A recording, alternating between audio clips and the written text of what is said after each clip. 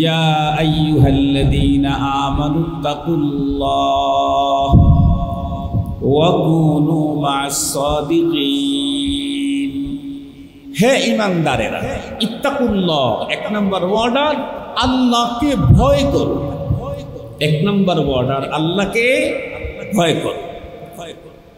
যার অন্তরে ঈমান আছে তার অন্তরে আল্লাহর ভয় আছেই আছে। এরপরে ঈমানদারদেরকে ডেকে আল্লাহ পাক আবারও তার ভয়ের কথা বললেন। তার মানে তার অর্থ হলো ঈমানদারের অন্তরে যতটুকুন ভয় আছে এতটুকুন আল্লাহ পাকের চাহিদা না। চাহিদা হলো এর চাইতে আরো অনেক অনেক অনেক গুণে বেশি। কত গুণে বেশি এটা আরেক আয়াত আল্লাহ তাআলা বলেন, ইয়া আইয়ুহাল্লাযীনা আমানুত্তাকুল্লাহা হাক্কা তুকাতিহি। ইয়া আইয়ুহাল্লাযীনা আমানুত্তাকুল্লাহা হাক্কা তুকাতিহি। হে ঈমানদার, আল্লাহকে ভয় করো যথাযথ। যথাযথ তার মানে পৃথিবীর মানুষ অনেক কিছুকেই ভয় পায়, কিন্তু সবার ভয় মানুষের অন্তরে সমান নয়। আমরা পিপিলিকাকেও ভয় পাই, কিন্তু খুব বেশি কি না। ওর চাইতে একটু বেশি ভয় পাই কাকে? বিষ মাছুল। বিষ মাছুল আমরা জানেন না আপনারা? এটার একটু বেশি ভয় পায়। কেন? পিপিলিকার শক্তির তুলনায়, আঘাতের ক্রিয়ার তুলনায় বিষ মাছুলের বিষ আর ব্যথা কষ্টটা একটু বেশি, এই জন্য ওর ভয় অন্তরে বেশি। ওর চাইতে সাপের ভয় কম না আরো একটু বেশি? আরো একটু বেশি। ওর চাইতে সিংহের ভয় কম না আরো বেশি? আরো একটু বেশি। ওর চাইতে হায়না বা আরো জলহস্তি বা ওর চাইতে আরো বড় কোনো প্রাণীর ভয় অন্তরে কম না আরো বেশি? আরো বেশি। কোনো কোনো প্রাণী তো এমন আছে যে একটা প্রাণী এক গ্রামে যদি ঢোকে আর ও যদি নিয়ন্ত্রণহীন হয়, পুরা গ্রামের মানুষ তার নিজের জীবনের ভয় পেতে থাকে। জানোয়ার একটা ঢুকছে, পুরা গ্রামে মানুষ হলো তাও 10,000।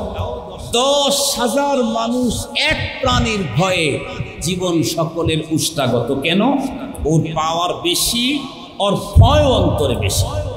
মুহতারাম হাজরিন, দুনিয়াতে যত সৃষ্টি আছে সবগুলি সৃষ্টির ক্ষমতা এক জায়গায় করলে কি আমার আল্লাহর ক্ষমতা সমান হবে? বেশি হওয়ার তো প্রশ্নই আসে না। সমান হওয়ার সম্ভাবনা আছে কি? নেই। আল্লাহ পাক নিজেই বলেন, কুল হুয়াল্লাহু আহাদ আল্লাহুস সামাদ লাম ইয়ালিদ ওয়া লাম ইউলাদ ওয়া লাম ইয়াকুল লাহু কুফুয়ান আহাদ। পৃথিবীর কেউ আমার রব সমান না, সবগুলি মিলেও রব সমান না। সুতরাং রব যেহেতু সবকিছুর স্রষ্টা, উনি যত বড় মহান, তার ভয় অন্তরে ওই পরিমাণেই অন্তরে রাখো। এটা হলো আল্লাহ পাকের কথা। ভয় তো অন্তরে আছে না, মালিক হিসাবে যেই পরিমাণে ভয় অন্তরে রাখা দরকার সেই পরিমাণে ভয় অন্তরে ঢোকা উচিত। যদি এই ভয় কোনো মানুষের অন্তরে ঢোকে, সে যদি মুত্তাকি হয়ে যায়, তো আল্লাহ তাআলা বলেন, তুমি একটা গুণ অর্জন করো, আমি তোমাকে দুইটা জিনিস দান করব। সুবহানাল্লাহ বললেন না যে? আল্লাহ তাআলা বলেন, ওয়া মান ইয়াত্তাকিল্লাহা ইয়াজআল লাহু মাখরাজান ওয়া ইয়ারযুকহু মিন হাইথু লা ইয়াহতাসিব। আমাদের জীবনের যে সবচেয়ে বড় দুইটা জিনিস জরুরি, একটা হলো আমাদের জীবনের অনেক শঙ্কা থাকে, অনেক ভীতি থাকে, অনেক ঝামেলা থাকে। আল্লাহ পাক বলেন, তুমি তোমার ভিতরে তাকওয়া অর্জন করো, খোদা ভীতি তৈরি করো যথাযথ। তাহলে দুনিয়ার যত শঙ্কা, যত ঝামেলা, যত মুসিবত, যত প্রবলেম, যত সমস্যা, এখান থেকে তোমাকে একদম নিট এন্ড ক্লিন করে আসানির সাথে বের করে উন্মুক্ততা দান করার জিম্মাদারি আমি আল্লাহ নিয়ে নিলাম। কেমন? আটার ভিতরে, গোলা আটার ভিতর যদি চুল ঢোকে, এই চুলটা আটা ভিতর থেকে টান দিয়ে বের করলে ওই চুলের সাথে যেমন আটা ময়দার কোনো অংশের একটা জাররা অনুপরমাণু পরিমাণেও লেগে থাকে না, তাকওয়া যদি কোনো মানুষের দিলের ভিতরে ঢোকে, মুসিবত যতই আসুক রব এমন ভাবে বের করবেন যে মনে হয় যেন তাকে কোনোদিন কোনো ঝামেলার টাসি করে। এই একটা। আর একটা কি, মানুষের যেটা সবচেয়ে বড় সংখ্যা অন্তরে, শুধু মানুষ না, এই পৃথিবীর যে যত বড় তার অন্তরে ভয় তত বড় একটা জিনিসে। যেমন আমাদের ঘরের ছোট্ট বাচ্চা, ওর রিজিকের ভয় আছে, ধান্দা আছে, পেরেশানি আছে, কিন্তু ওর শুধু নিজের রিজিক, নিজের খাবারের ধান্দা আছে। ওর চাইতে একটু বড় হলো ওর বাবা। ওর বাবা কি একা রিজিকের পেরেশানি না পুরা ফ্যামিলির রিজিকের পেরেশানি? পুরা ফ্যামিলির রিজিকের পেরেশানি। ওর চাইতে বড় ওর দাদা। দাদার তো ওর বাবার মতো আরো দাদার সন্তান আছে আর 10টা। ওর বাবা তো ওর সন্তানদের পেরেশানি করে। ওর দাদা তো ওর বাবা, ওর চাচা, ওর বড় আব্বা, ছোট আব্বা, মেজো আব্বা, যত আব্বা আছে সব আব্বার পেরেশানি সে করে। যে যত বড় রিজিকের পেরেশানি তার তত বড়। আর একজন প্রাইম মিনিস্টার, প্রধানমন্ত্রী, তার তো আরো বড়।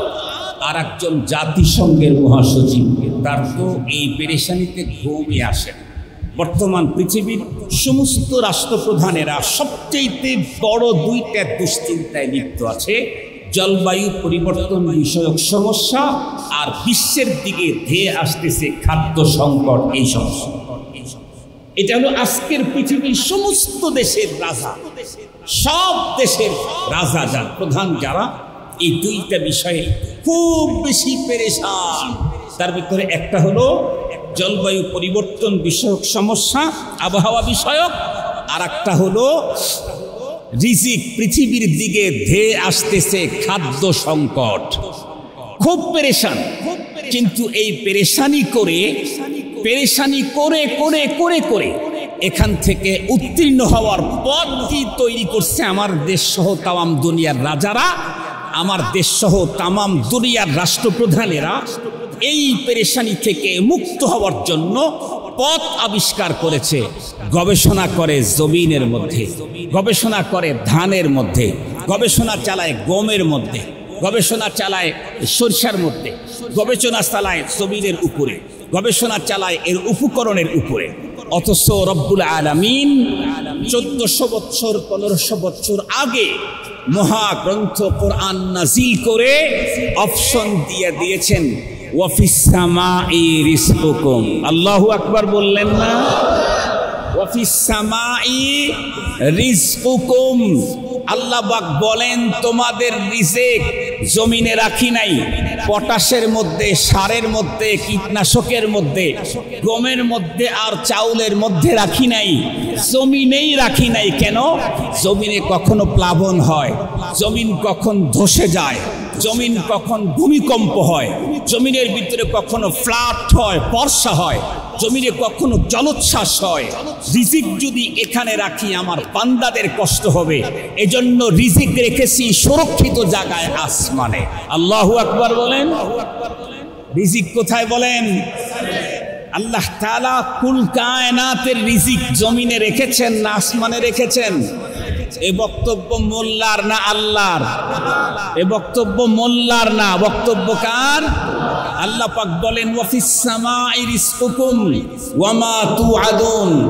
আরে রিজিকের ভান্ডার, খাজানা তো আমি আসমানে রেখেছি, ওখানে জলোচ্ছ্বাস হয় না। সুবহানাল্লাহ বললেন না? ঘূর্ণিঝড় হয় না। সুবহানাল্লাহ বলেন। ওখানে ভূমি ধস হয় না। ভূমি নাই তার ধস হবে কি? আসমানে কি ভূমি আছে নাকি? তো ভূমি নাই তার ধস হবে কি? এজন্যে জমিন ধসে গেল, জমিন ফাট হলো, বর্ষা হয়ে গেল, জমিনের পানি উঠে গেল, জমিন ফেটে চৌচির হয়ে গেল অনাবৃষ্টির কারণে। এই জন্যে তুমি পেরেশানি হওয়ার কোনো সুযোগ নাই, বরং তুমি পেরেশানি হবে তখন যখন আসমানের মালিকের সাথে সম্পর্ক খারাপ, তখন তুমি পেরেশানি। আসমানের মালিকের সাথে তোমার সম্পর্ক ভালো, জমিন ডুবে যাক মাফি মুশকিল, কোনো সমস্যা নাই। কেন? কারণ রিজিক তো জমিনে রাখেনি নাই, জমিন রিজিক রেখেছেন সুরক্ষিত জায়গায়। সুবহানাল্লাহ। আমাদের উত্তরবঙ্গের সমস্ত উলামায়ে কেরামের মুরব্বী ছিলেন, সমস্ত আলেমের মাথার মুকুট ছিলেন, বেনজির আল্লাহর ওলি ছিলেন আল্লামা ইউসুফ নিজামী রাহমাতুল্লাহি আলাইহি। নব্বারাল্লাহু মারকাদাহু ওয়া জাআলাল জান্নাতা মাথওয়াহু। আপনারা আমিন বলেন। ইউসুফ নিজামী রাহমাতুল্লাহি আলাইহি আমাদের সিরাজগঞ্জে বর্ষা হয়েছে তখন 84-85 ওইদিকে 2-3 বার একবার বর্ষা হয়েছে, 3 বার। কৃষক 3 বার জমিতে ধান লাগাইছে, 3 বার শেষ। আমাদের ওই রায়গঞ্জ সহ আমাদের এই অঞ্চলে হয়তো হয়েছিল, তারাশের ওই দিক আমাদের এই অঞ্চলে হয়েছিল। তখন মাদ্রাসার কয়েক মোহতামিম 7 নম্বর হুজুর রহমতুল্লাহ আলাইহির কাছে গিয়ে একদম কেঁদেই ফেলেছেন, ডুকরে কেঁদে ফেলেছেন। কেন? কারণ আপনার ঘরে 3টা সন্তান আছে, 3 সন্তানের ঝামেলা। কিছুক্ষণ আগেই তো বলেছি যে যত বড় তার পেরেশানি। কিন্তু মোহতাম সাহেবের এখানে কি 3 সন্তান? 450। আটারদাগ মাদ্রাসার বড় হুজুরের ওখানে কি সন্তান 3টা 5টা? 1200, 800, 1000, 1200, 1500, 2000, 1500। তাহলে ওনার পেরেশানি আরো বেশি। তো কয়েক হুজুর গিয়া 7 নম্বর রহমতুল্লাহর কাছে গিয়ে কেঁদে ফেলেছেন, হুজুর মাদ্রাসা কেমনে চলবে আর ছাত্রদেরকে কি খাওয়াবো? হুজুর ধমক দিয়ে বলছেন, কেন এত পেরেশানি? বলছেন, হুজুর মাদ্রাসাগুলা তো জনগণের চাঁদায় আল্লাহ তাআলা চালান, পাবলিক আমাদেরকে কি ধান দিবে? 3 বার লাগাইছে, 3 বার শেষ হয়ে গেছে। হুজুর তখন বলছেন, আহামক, রিজিক কি জমিনে রাখছেন আল্লাহ? না, রিজিক তো জমিনে রাখেন নাই, জমিনে থাকলে তো বর্ষায় খেয়ে যেত, ঝামেলা হতো। আল্লাহ বলছেন, অফিস সামাই রিজকুকুম, তোমাদের রিজিক আসমানে রাখলাম। বললেন জমিনে বর্ষা হয়ে খেয়ে গেছে, তাতে সমস্যা নাই, তুমি শেষ রাত্রে আসমানওয়ালার সাথে সম্পর্ক ঠিক রাখো, তাহলে খেয়ে যাবে না। শেষ রাত্রে নিয়মিত কন্টিনিউ উঠে আসমানওয়ালার সাথে সম্পর্ক ঠিক রাখো। আত্তার হো রুমি হো রাজি হো গজালি, अत्तार हो रूमी हो राजी हो गजाली, कुछ काम नहीं आता जुद आहे सेहरगाही, कुछ काम नहीं आता जुद आहे सेहरगाही। কবি বলেন ফরিদউদ্দিন আত্তারের ইতিহাস পড়ো, তাদের নাম বলো, শেখ সাদির নাম বলো, আল্লামা রুমিকে চেনো। এই জাতীয় যত মহামনীষীগণ দেখো, একজনও শেষ রাত্রের কান্না ছাড়া ওই সিরিয়ালে দাঁড়াইতে পারে না। এই জন্য আল্লাহ পাক তার রাসূলকে বড় আদরের সাথে বলতেছেন, ওয়া মিনাল লাইলি ফাতাহাজ্জাদ বিহি নাফিলাতাল লাক আসা আন ইয়াবআসাকা রাব্বুকা মাকামান মাহমুদা। শেষ রাত্রে উঠলে মাকামে মাহমুদ প্রশংসিত জায়গা পাওয়া যায়। সুবহানাল্লাহ। বিশ্বনবীজিকে তো আখিরাতের ওই মাকামে মাহমুদ দান করবেন, আর আমাদের মতো তার উম্মতেরা যারা শেষ রাত্রে জাগবে তাদেরকেও আভিধানিক মাকামে মাহমুদ দান করবেন, মানে প্রশংসিত অবস্থান, মর্যাদা, মাকাম আল্লাহ তাআলা দান করবেন। এই জন্য মুহতারাম হাজিরিন, তো যে কথা বলতেছিলাম আপনাদের খেদমতে, আল্লাহকে ভয় করতে হবে, ভয় করার মতো। আর আল্লাহ তাআলা কি বললেন? আর একটা অর্ডার দিলেন, ওয়াকুনু মা'আস সাদিকিন। এখন প্রশ্ন হতে পারে, আমি তো আমার দিলে তাকওয়া ঢুকাইতে চাই, আর তাকওয়া ভিতরে ঢুকলে আল্লাহ 2টা জিনিস তো এই আয়াতেই বলেছেন, ইয়াজআল্লাহু মাখরাজা ওয়া ইয়ারযুকুহু মিন হাইসু লা ইয়াহতাসিব। আমার সকল পেরেশানি থেকে নিট এন্ড ক্লিন, নিরঙ্কুশ আমাকে আল্লাহ পাক মুক্তি দিবেন। আর একটা হলো, আমি ভাবতেও পারি নাই এমন সম্মানিত রিজিক আমাকে দান করবেন। ফকিহুল মিল্লাত মুফতি আব্দুর রহমান রহমতুল্লাহি আলাইহির ছোট ছেলে, উনি বর্তমান ওই শাহজালাল ইসলাম ব্যাংকের শরিয়ার চেয়ারম্যান হয়েছে। আব্দুল হালিম বুখারী সাহেব রহমতুল্লাহি আলাইহির ইন্তেকালের পরে তো ওনার সাথে মাঝে মাঝে দেখা হয়, কথা হয়, তাদের সাথে চট্টগ্রামের অনেক মানুষই মনে করে আমি যেন অনেকটাই ফকিহুল মিল্লাতের পরিবারের লোক। আলহামদুলিল্লাহ, এটা আমার জাহের কিসমত, এটা আমার জাহের কিসমত। চট্টগ্রামের অনেক মানুষই মনে করে যে আমি ফকিহুল মিল্লাতের পরিবারের লোক। ফকিহুল মিল্লাত রহমতুল্লাহি আলাইহি আমার ব্যাপারে এত উঁচা উঁচা শব্দ ব্যবহার করতেন। মারকাজুল ফিকরিল ইসলামিক রিসার্চ সেন্টার বসুন্ধরাতে বিভিন্ন মাহফিলে আমার অনুপস্থিতিতে বলতেন, এই হযরতের আমার বলার কারণে মানুষ মনে করে আমি হযরতের খুব কাছে। আলহামদুলিল্লাহ, এটা আমার জন্য জাহের কিসমত। তো মাঝে মাঝে দেখা হয়, কথা হয়। একদিন বলতেছি, ভাই আমার তো অনেকগুলি টাকার দরকার, আমার তো ভালো পড়া দরকার, ভালো জায়গায় থাকা দরকার, আর ভালো খাওয়া দরকার। এটা যদি হয়ে যায় টাকার বোঝা বহন করে লাভ। দেখছেন কত সুন্দর কথা। আমার তো ভালো পড়া দরকার, ভালো জায়গায় থাকা দরকার, ভালো কিছু খাওয়া দরকার। এটা যদি আল্লাহ আমাকে ব্যবস্থা করে দেন, তাহলে টাকার বস্তা বহন করার যুক্তিকতাটা কোথায়? আর আমাদের ফিকির হলো আমার টাকা দরকার, খাইতে পারি আর না পারি, পড়তে পারি আর না পারি। ঠিক বললাম না ভাই? ঠিক বললাম। আমার টাকা দরকার, হালাল তরিকায় হোক আর হারাম তরিকায় হোক, এই টাকা দরকার। এই ফিকিরটা শুধু সাধারণ মানুষের মধ্যে এখন সীমাবদ্ধ না, এই ফিকিরটা রফতা রফতা এখন আমাদের মতো মানুষদেরকেও গ্রাস করে ফেলেছে। আমাদের মতো মানুষদেরকেও গ্রাস করে ফেলেছে।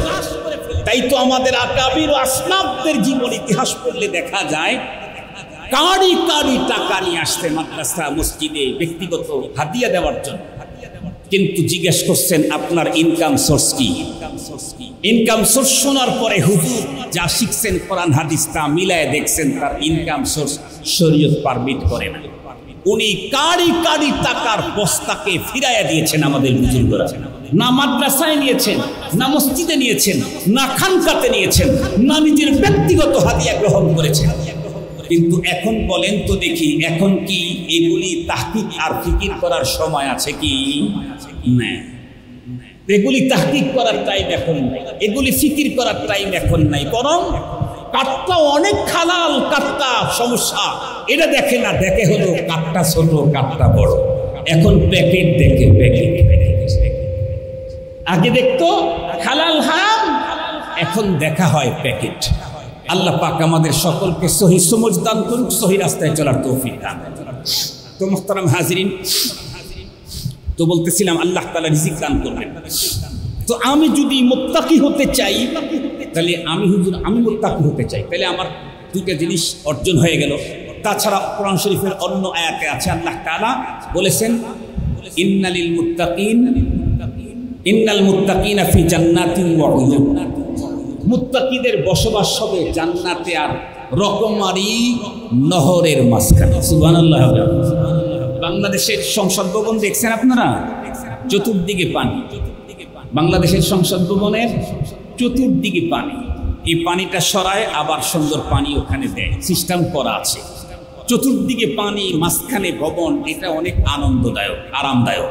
কিন্তু সংসদ ভবনে শুধু পানি, যেই পানি কিছুদিন রাখলেই গন্ধ হয়, নষ্ট হয়, সরাইতে হয়। আল্লাহ তাআলার কোরআনে আল্লাহ তাআলা বলেছেন, আমি মুত্তাকিনদেরকে যে জান্নাত, যে বাগান, যে বাড়ি দেব, এই বাড়িটা হবে শুধু বাগান বাড়ি না, বরং সংসদের মতো এক রকমের নহর না, বরং কমপক্ষে 4 রকমের নহর থাকবে সেই বাগান বাড়ির তলদেশে প্রবাহ পাবে। তার ভিতরে একটা থাকবে পানি, তবে সেই পানিটা ওই সংসদ ভবনের পানির মতো না। তাইলে মনে হয় এই ইনটেক পানির মতো না, ইনটেক পানির মতো না। ইনটেক পানিতেও এক্সপায়ার ডেট দেওয়া আছে। ঠিক বললাম না? ঠিক বললাম। এই ইনটেক পানিতেও এক্সপায়ার ডেট দেওয়া আছে। আল্লাহ তাআলা বলেন, আনহারুম মিন মাইন গায়রি আসিন। আমি যেই পানি নহর দেব জান্নাতীদের বাগান বাড়ির নিচ দিয়ে চালু রাখবো, সেই পানি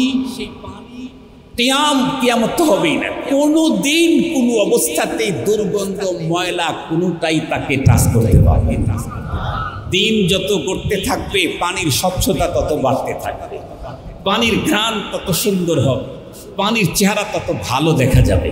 এরপরে মধুর নহর, তারপরে শরাবের নহর, তারপরে দুধের নহর, এক্সট্রা আরো 3টা সেখানে থাকে। সুবহানাল্লাহ। তাইলে তো হুজুর আমি যে কোনো মূল্যে মুত্তাকি হব। এমপি হইলে 3 বছর 5 বছরের জন্য সংসদ সদস্য হওয়া যায়, এটা গাড়ি পাওয়া যায়, সবাই এমপি বলে, সংসদে ঢোকা যায়। আর মুত্তাকি হইলে চিরস্থায়ী জান্নাতের মালিকানা পাওয়া যায়। তাহলে আমার এমপি হওয়া বেশি দরকার না মুত্তাকি হওয়া বেশি দরকার? আমার মুত্তাকি হওয়া বেশি দরকার। এমপি, মন্ত্রী, মিনিস্ট্রি এগুলির কোনোটাই আমার দরকার নাই, আমার মুত্তাকি হওয়া বেশি দরকার। এটা ও চিরস্থায়ী জীবনের ওই মাকাম পাওয়া যায়। আমি এখন মুত্তাকি হতে চাই, তাহলে আমার জন্য কি করণীয়? তো সবচাইতে সহজ পদ্ধতি মুত্তাকি হওয়ার, তাকওয়া অর্জন করার, সেটা হলো আল্লাহ তাআলা বলেন কুনু মা'আস সাদিকিন। কি বললেন আল্লাহ তাআলা? কুনু মা'আস সাদিকিন। সাদিকিন মানে কি? আল্লাহ কি বলছেন? কুনু মা'আল আলিমিন, কুনু মা'আল মুহাদ্দিসিন, কুনু মা'আল মুফাসসিরিন। কথা বলেন না কেন? এই কথা বলেছেন আল্লাহ তাআলা। কি বলছেন? কুনু মা'আল কারিইন ওয়াল হুফাজিন, এগুলো বলছেন। কি বলেছেন? কুনু মা'আস সাদিকিন। তার মানে মুহাদ্দিস ছিল কিন্তু কথা কাজে মিল নাই, ওর সহবতে যায় তাকওয়া অর্জন করা শুরু। শেখুল হাদিস হয়েছে কিন্তু কথা কাজে মিল নাই, মিথ্যা কথা বলে, ওর সহবতে যায় আল্লাহ ওয়ালা হওয়ার। কথা কি বুঝাইতে পারছি আপনাদেরকে? মুহতারাম হাজিরিন, শেখুত তাফসীর হয়ে গেছে।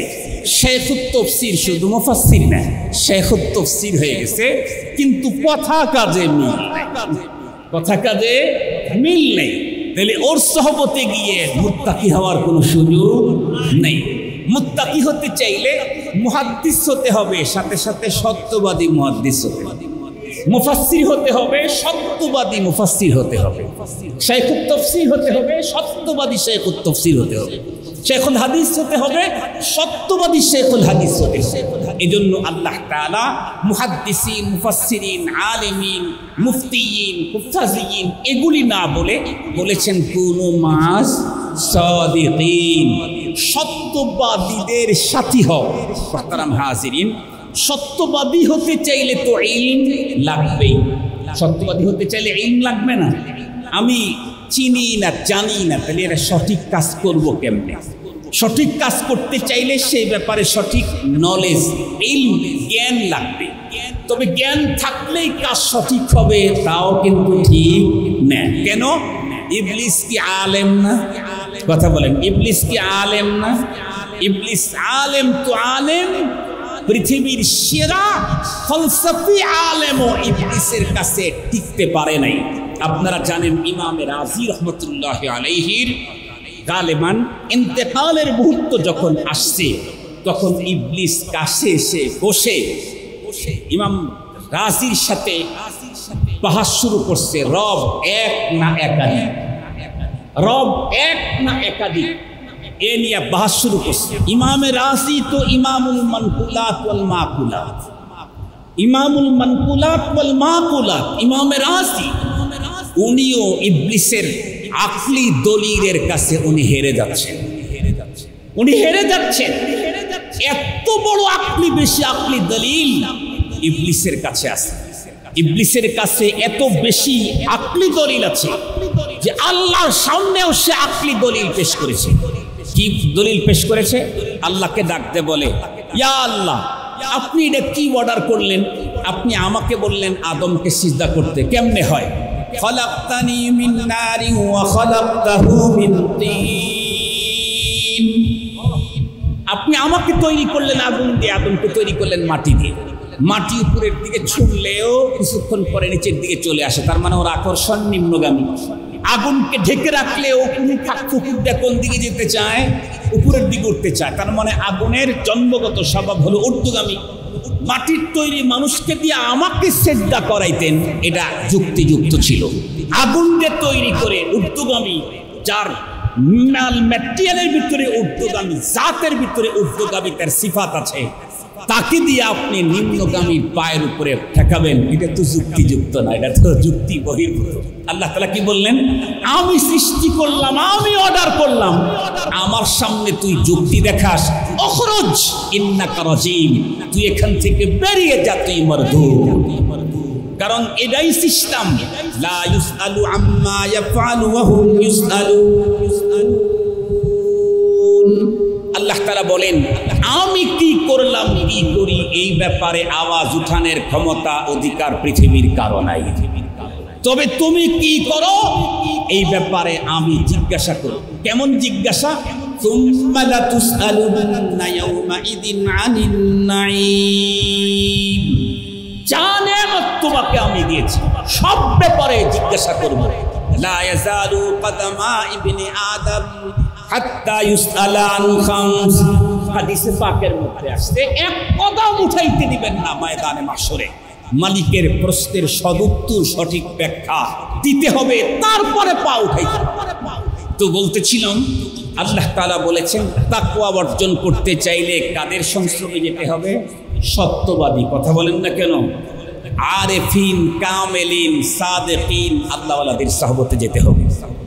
যেই সমস্ত আল্লাহওয়ালা হাল জামানাতে আছেন, হাল জামানায় বাংলাদেশের যে বুজুর্গ আছেন, এর ভিতরে প্রথম সারিতে যদি 10 জন থাকে, তার মধ্যে একজন বুজুর্গ আজকে আমাদের এখানে তশরিফ এনেছে। আমি তো মূর্খ হলেও একটু কোয়ালিটি সম্পূর্ণ মূর্খ। কি বলেন?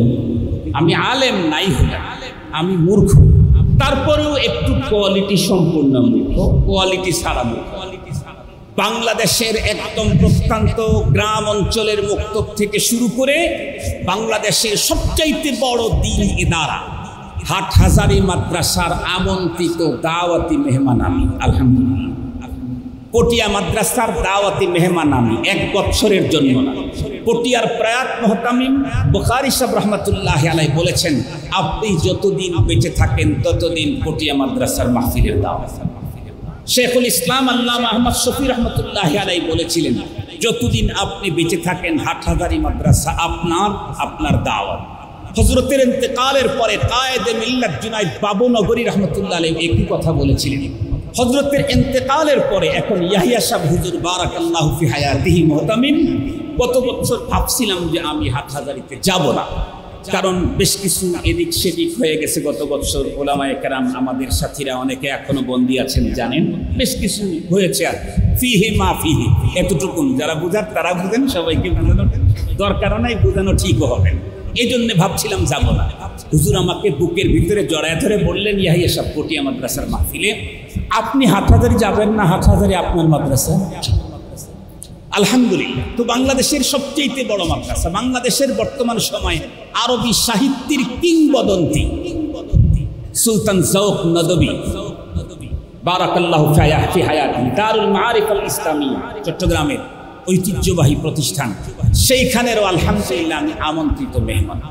শেখুল ইসলাম থেকে শুরু করে তৃণমূল পর্যায়ে ছোট্ট তালিবুল ইলম, তাদের সাথে আমার যাওয়া আসা, সাক্ষাৎ, মুসাফা, মুআনাকা, মুজাওয়ারাত, মুহাব্বত, মুআনাসাত আছে। আমি সব থেকেই বলতেছি, বাংলাদেশে যদি হাল জামানায় 10 জন বড় আল্লাহওয়ালা থাকে, প্রকৃত আল্লাহওয়ালা সব দিক থেকে লক্ষ্য করতে, তাহলে সেই 10 জনের সিরিয়ালের অন্যতম একজন খাদিমুস সুন্নাহ, আরিফ বিল্লাহ, মাহবুবুল উলামা হযরত অধ্যক্ষ শাহ মিজানুর রহমান চৌধুরী বারাকাল্লাহু ফি হায়াতিহি। আপনারা শুধু একটা কথা বুঝলেই তার বুজুর্গি, তার তাকওয়া, তার খোদাভীতি, উম্মতের প্রতি তার দরদ, উলামায়ে কেরামের প্রতি তার মায়া আন্দাজ করতে পারবেন। উলামায়ে কেরাম বন্দী হয়েছেন 1 বছর পেরিয়ে গেছে। যখন থেকে উলামায়ে কেরাম বন্দী হয়েছেন তখন থেকে আজ পর্যন্ত হযরতের মাদ্রাসা দাওয়াতুল হক দেওয়ানাতে যতদিন মাদ্রাসা খোলা থাকে, প্রত্যেক দিন 2 বার বন্দী আলেমদের মুক্তির জন্য 2 রাকাত সালাতুল হাজত নামাজ ছাত্র এবং ওস্তাদের জন্য বাধ্যতামূলক। আমার মনে হয় যেই ফ্যামিলির লোক বন্দী হয়েছে তারাও এত লম্বা টাইম এই আমল ধরে রাখতে পারে। হযরত ওয়ালা আলহামদুলিল্লাহ এই আমলটা করে যাচ্ছে। বাংলাদেশে কারাবন্দী আলেমদের মুক্তির জন্য সবচেয়ে বড় রাত আর দিন যিনি দৌড়িয়েছেন, এখান থেকে সেখান, সেখান থেকে ওইখান, এর তালিকা রব্বুল আলামিনের দরবারে তো একটা আছেই, না নাই? কথা বলেন না কেন? চাপাতে যাই বলি, দিলে যাই রাখি, সব কার সামনে সমান। কে পয়দা ও পেনহা বানজ দাস একই, কে পয়দা ও পেনহা বানজ দাস একই। দুনিয়াতে কিছু চাপাবাদি, লাসানি, কিছু লৌকিকতা এগুলি চলবে, কিন্তু আখেরাতে চলবে না। কেন? আখেরাতে যে মালিক, বিচারক, উনি হলেন ইয়ালামু খাইনাতাল আয়ুনি ওয়া মা তুখফিস সুদূর, আল্লাহু আলিমুম বিযাতিস সুদূর। এ রব উনি সব জানেন। ইনশাআল্লাহ দেখবেন বাংলাদেশে যারা উলামায়ে কেরামের জন্য সবচেয়ে বেশি মেহনত করেছেন, এই সিরিয়ালে যদি 3 জন নাম থাকে, তার মধ্যে আমার শেখ মুর্শিদ উনি। যারা অ্যারেস্ট হয়েছে, বন্দী হয়েছে, হযরতের কেউ ছেলে না, কেউ দূর সম্পর্কে আত্মীয় না, দ্বীনি সম্পর্ক। হযরতের 24 ঘন্টার ফিকিরি হলো উম্মতে মুসলিমার ঈমান আমল কি করে হেফাজত হয়, মাদারিসে দ্বীনিয়া কি করে হেফাজত হয়, উলামায়ে কেরামের ইজ্জত ওয়াকার সম্মান কি করে রক্ষা হয়। এই পেরেশানি এমন, আর এই পেরেশানি ওনার নিজের, এটা নতুন না, এটা বিরাসত সূত্রে ওনার কাছে এসেছে। আল্লাহ নিজেই তার রাসূলকে বলেছেন, ফালাআল্লাকা বাখিউন নাফসাক, ফালাআল্লাকা বাখিউন নাফসাক। ওগো রাসূল, সমস্ত মানুষ কেন মুমিন হয়ে জাহান্নাম থেকে মুক্তি পেয়ে জান্নাতের পথ অবলম্বন করছে না? এই পেরেশানিতে কি আপনি আপনাকে শেষ করে ফেলবেন? আপনি এত বেশি পেরেশান, এত বেশি পেরেশানের জন্য কেন? ইন্নামা আলাইকাল বালাগু ওয়া আলাইনাল হিসাব। কোরআনে পাকের আরেক আয়াতে আল্লাহ বলেন, লাস্তা আলাইহিম বিমুসাইতির, লাস্তা আলাইহিম বিমুসাইতির। আপনি তো রাসূল, আপনি মেসেঞ্জার, আপনি আমার মেসেজটা মানুষ পর্যন্ত পৌঁছে দেওয়া আপনার জিম্মাদারি। কে মানবে কে মানবে না সে ব্যাপারে আমি দেখবো, আমি বিচার করবো। আল্লাহু আকবার বলেন।